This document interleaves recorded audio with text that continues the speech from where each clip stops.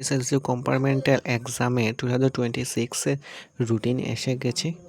So রুটিনগুলো দেখে না তোমাদের যা কম্পার্টমেন্টাল এক্সাম দেবে। তোমাদের শুরু হবে 29 তারিখ মে 29 তারিখ 2026 ফ্রাইডে থেকে। প্রথমে MIL ইংলিশ, যারা MIL ফেল করেছো তাদের জন্য তোমার 9টা থেকে 12টা পর্যন্ত হবে।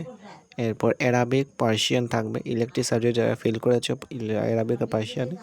এরপর 30 তারিখ পরের দিন সোশ্যাল সায়েন্স, যারা সোশ্যাল সায়েন্সে ফেল করেছো তাদের রিলেটিভ হিস্ট্রি, এরপর জিওগ্রাফি। এরপর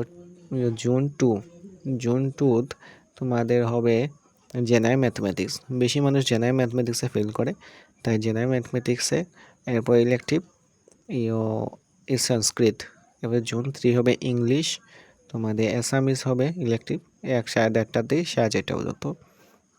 এরপর জেনারেল সায়েন্স আর ইলেকটিভ হবে কমার্স।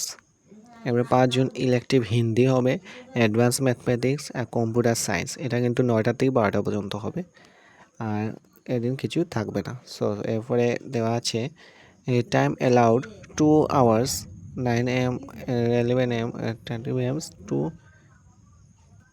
2 hours দেওয়া হবে। আচ্ছা, please note reporting time and shifting 8:15 AM, afternoon shift 12:45, তো 8:15 যেতে হবে।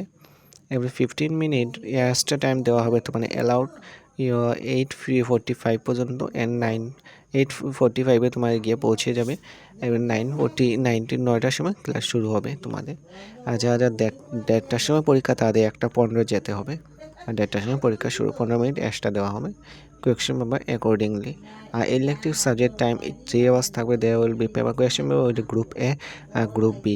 Each language subject Assamese, Bengali, Hindi, Bodo, Group A will be treated as B.